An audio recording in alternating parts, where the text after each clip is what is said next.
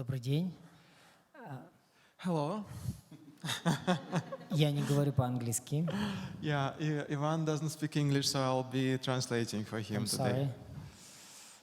sorry. Я очень рад тоже представить своего друга Илья Грин. Много лет был профессором в университете Стэнфорд. So I'll just say a few words about myself, since I'll be translating for Ivan, but I'm not only his translator, but also the co-producer for this play. I was teaching at Stanford for many years, and together with Ivan, we came up with the idea of having this play open there in Silicon Valley. Мы покажем маленький фрагмент новой пьесы. So we'll show you a little fragment of this new play. Она называется «Иранская конференция». The play is called the Iran Conference. Конечно, это будет выхвачено из контекста. So the part you'll see today will be slightly out of context because it's just one piece of the play. Я два слова только скажу о том, что это в целом за пьеса. So just a few words about what the piece is all about in general. Действие пьесы происходит в Копенгагене, в Дании. So the play is taking place in Denmark, in Copenhagen. И герои пьесы собрались это ученые, которые занимаются Ближним Востоком.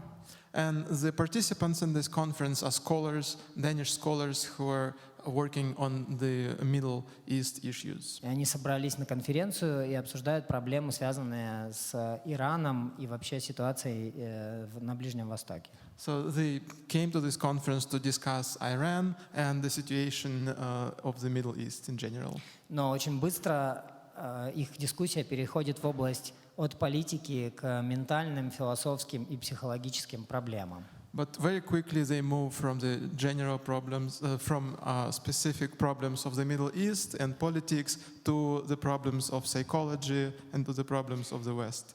Сейчас мы покажем фрагмент, в котором свой доклад вначале прочитает женщина-журналист, которая работала в Сирии и была в плену. So the first will talk the woman who in the play is a journalist who worked in Syria and who was actually captured by the militants in Syria. И потом выступит писатель, который пишет на тему свободы выбора человека. And then the next person speaking will be a writer who is famous for his works on the problem of human choice. Я знаю, что сегодня мы говорим, и главной темой является реформа и реформация, и мы находимся в этом месте, где в историческом. So the main topic of today is reformation, also because of this wonderful place where we are. И хотя эта пьеса не имеет прямого отношения к данной теме, And even though the play itself is not related to Reformation, the historical Reformation, но она показывает некоторые механизмы психологических отношений, которые, мне кажется, очень важно учитывать при такой теме, как традиция и реформа. but the play shows some psychological mechanisms that play an important role when we talk about the topic, such as tradition and Reformation.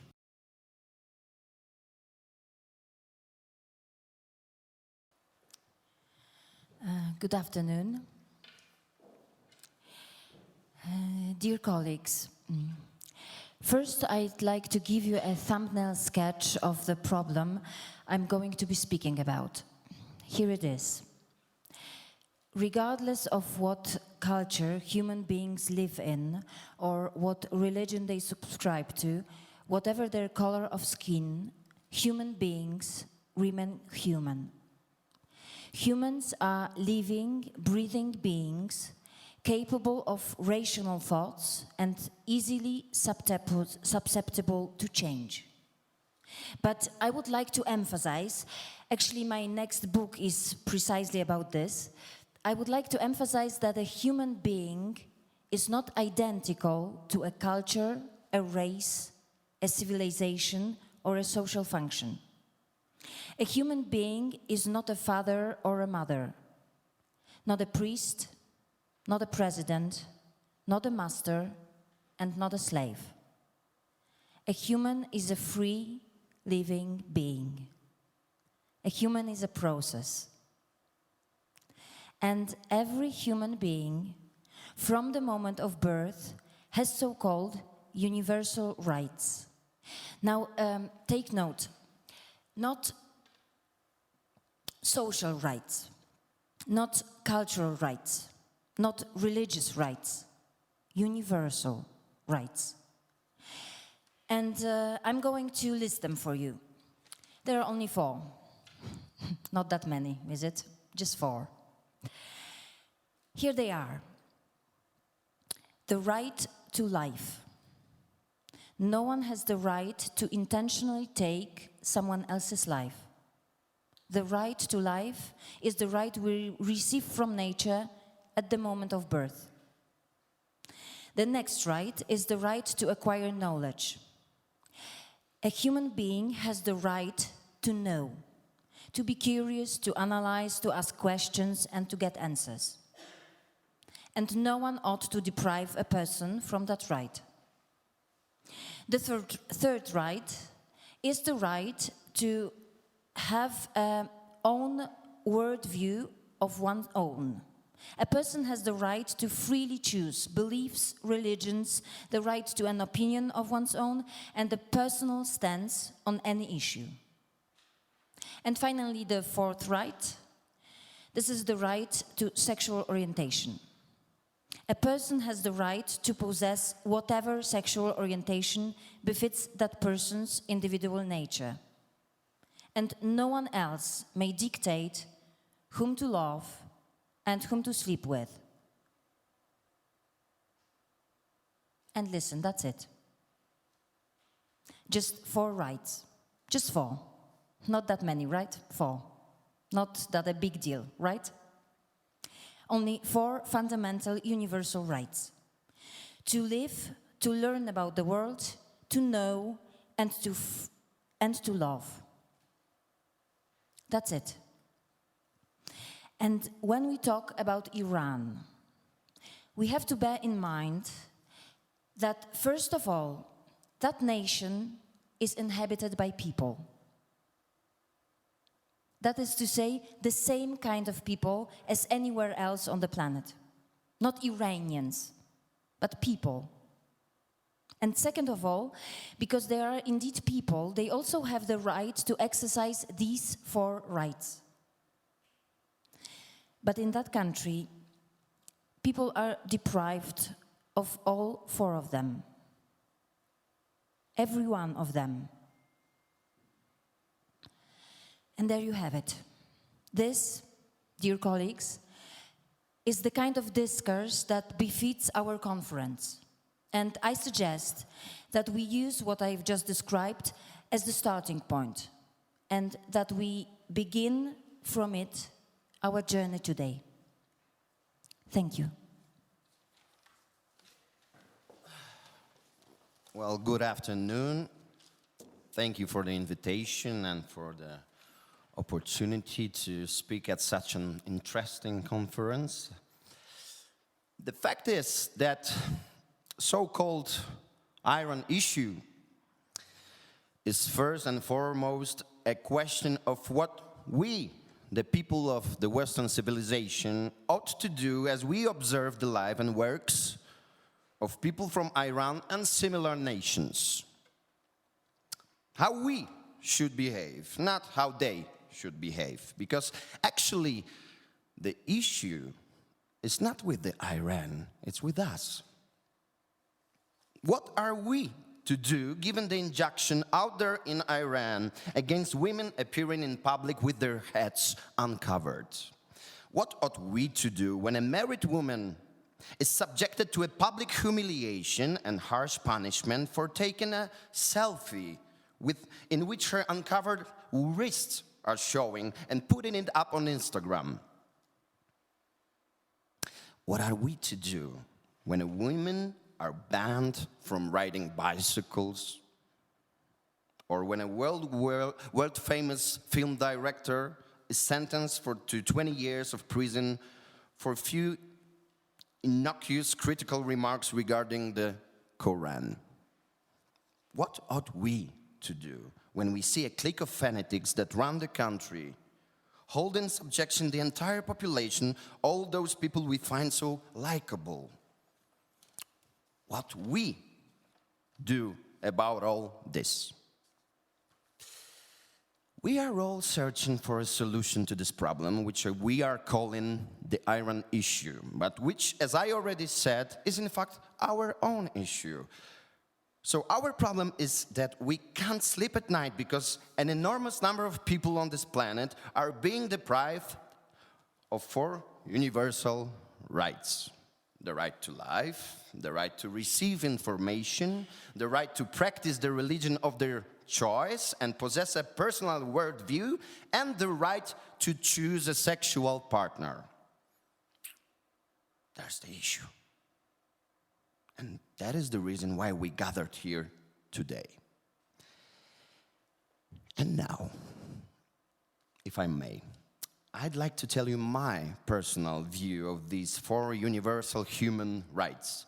I repeat, what I'm about to say is my personal, subjective opinion, the right to which was granted to me today by the universe in the person of Astrid Petersen.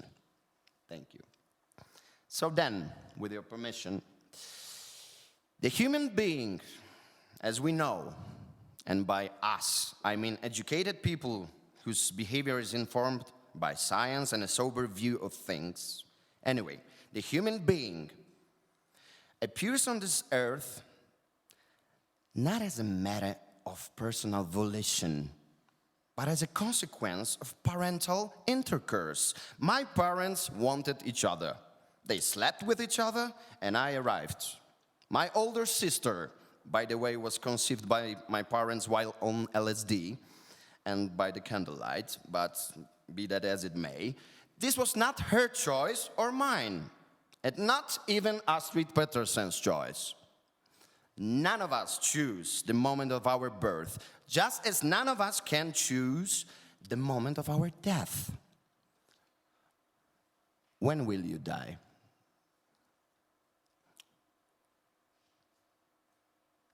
Well, you don't know. When will your child die? When will your parents die?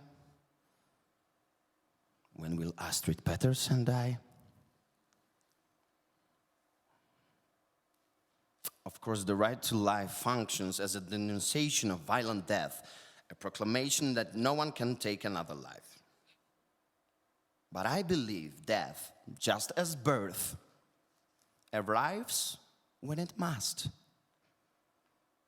and not when you want it to or not. And if you aren't blown up by terrorists in some cafe in the center of Paris, then cancer will finish you off, or a car accident, or you'll stick it out into old age with a side of Alzheimer's. We can't issue conditions to death and demand that it not come for us. That's absurd. Life is a chaos of coincidences, and the right to life cannot be vested in a human being, especially since, as far as I know, Astrid Petersen is not a vegetarian. According to her, then, cows and pigs do not have a right to life because they are beings a lower order compared to humans. As far as the right to receive information or knowledge, I admit I'm kind of lost here. Yes, of course, we do want to know. Yes, and we have a right to know. The only question is, what do we want to know? Today, in the age of information warfare, we have all gotten to the point, I think, that the more information of various sorts of we consume, the less we know what is actually happening. Information actually deprives us of knowing things. That's just a fact. Well, who, for example, is to blame for what's happening in Syria? Who? Well, the answer will depend on a news outlet you're using and not on what is actually happening there. And come on, does a single uniform reality exist in this world? Something that is identical for everyone? Well, yes, the Earth is definitely round. It spins on its own axis and also revolves around the sun. And every person has a right to know that. So what? So what? Well, now you know that, dear Astrid Petersen, and so what? So what? If you know about all these molecules and atoms, about all these scientific hypotheses and theories, so what? Can you really say that you know how it all really operates here? And thanks to this knowledge, your life has truly changed? If that's what you think, you're deeply misguided. Because the fact is, you know nothing. Because the main question, the meaning of your life, remains a mystery to you. And you will never get an exhaustive answer to the question about the meaning of your life, because odds are your life simply doesn't have any ascertainable meaning. You're simply born, you live, you die. That's it. And that brings us to the greatest human misunderstanding of them all. The freedom fallacy. Now here we are, you and I, highly respected scholars, university professors, teachers, educated people witnessing this conversation. Don't we know that human life is derived from two main sources, genes and the social environment? You and I are the genes of our forebears plus the environment in which we grew up. That's it.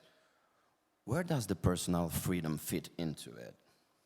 What is this personality you're even talking about when your personality is your genes and your upbringing?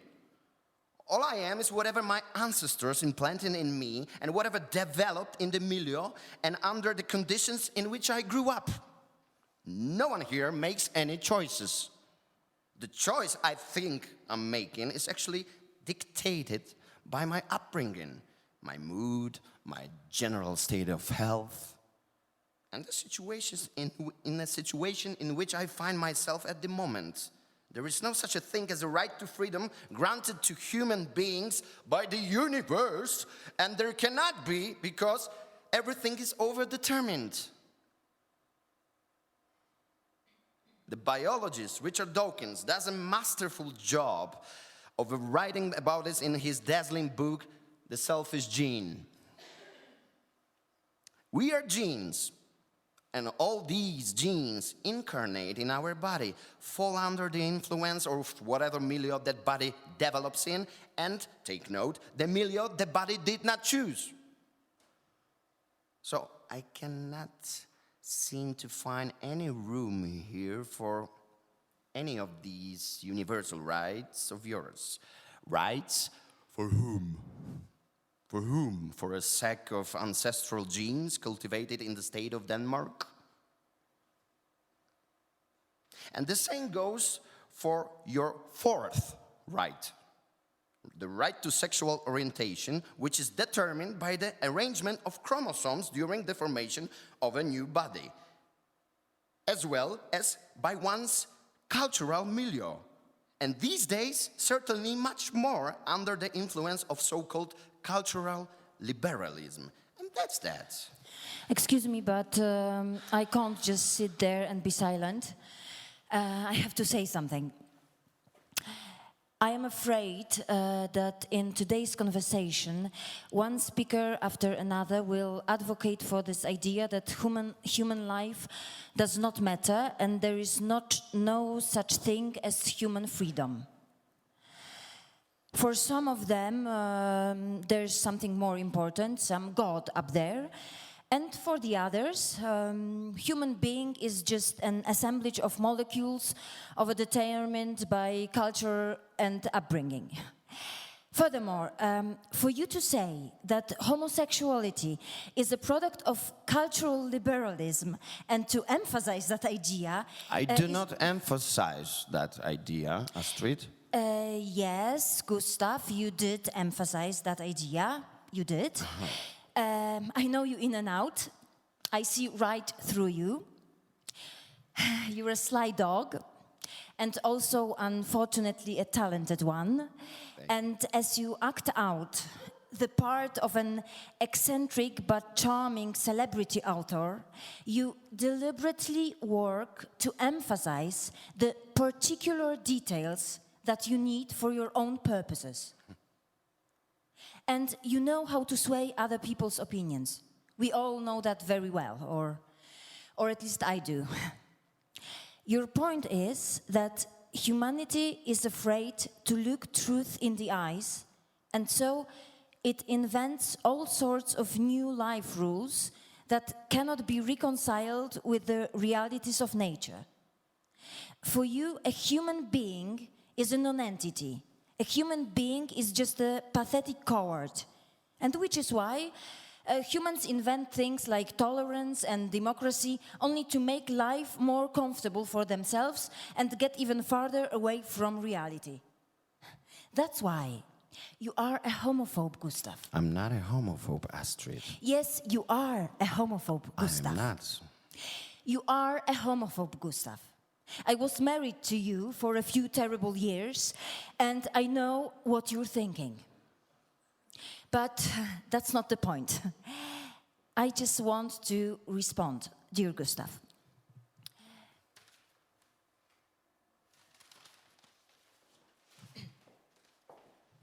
Thank you. I want to respond to you because the ideas you keep putting out there in public with such single-minded dedication are becoming extremely popular today. Thanks, unfortunately, to people like you, and I view this as a threat to human freedom. I'll be brief. So then, my darling, if we turn to science, to actual modern science, modern psychology, modern medicine and biology, and ask, what is a human being and what meaning is there for human beings? We get a very clear answer. The meaning of a human life is contained in the life itself. The meaning of life is to live and progress by means of evolutionary development from a lower entity to a higher one. Life itself is the meaning of life. To live in this world, to live in this cosmos, that is the meaning of human life. What is a human being?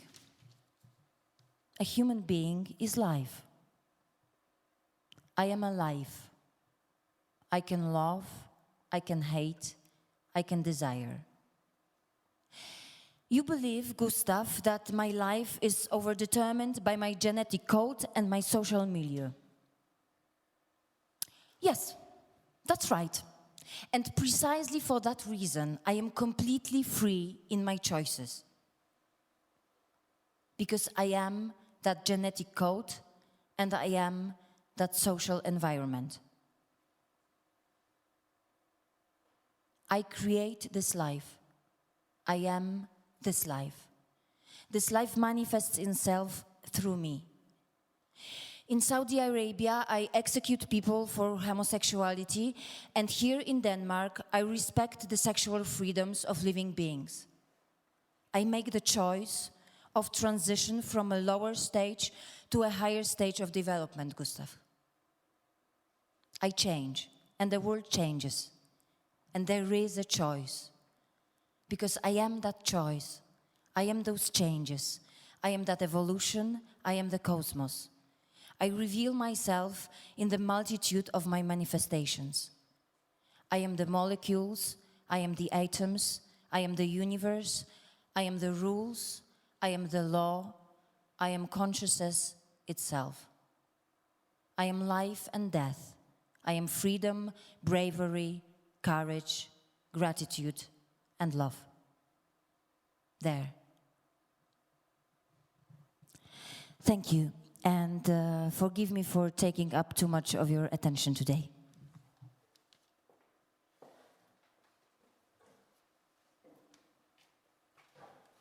And by the way, my dear Gustav, I've been a vegetarian for 2 years now, so I do recognize the animals' right to their lives. Thank you.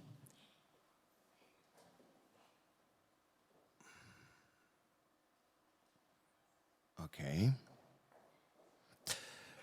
Well, it seems to me Astrid simply let things get personal just now. So, as you heard, we were husband and wife for a time. Yes, but I have nothing to offer in rebuttal. Because we all reason in accordance with who we are. Astrid Petersen is Astrid Petersen and reasons the way Astrid Petersen does. And she ascribes to me thoughts and ideas that I do not hold, or at any rate that she does not understand correctly, because she sees whatever reality she wants to see and can see depending on her character. I believe I am someone quite different. Not at all the person that Astrid Petersen sees me as. And this goes to everyone. Nobody knows anybody. And nobody sees anybody. Because everyone looks at the world through their own prism of their own individual predispositions. And all the scandals around me and my books are bred only by the fact, by the contrast with the great majority of people, I allow myself to express my opinion openly, without, I would add, without forcing it to anyone, as Astrid Petersen would have it. All I am doing is openly reporting what I think. That's it. And that, more than anything else, is what drives today's liberal society bonkers. The liberal society that, due to its weakness and cowardice, hides from itself, seeking cover in ideas of unified cosmic unity, tolerance, and this sort of utopian universal personal freedom. A person can't be free because the concept of personhood itself is already a prison. However, there's one point on which I would agree with Astrid. Yes, people do create themselves and others in their image. Iranians create their intransigent Islam. The Russians create their corrupt authorities. The English, their Brexit. The Americans create the American president. We've got themselves now, huh? But no one has any choice because everything comes out exactly as it comes out. Because we are exactly who we are, period. Thank you for your attention.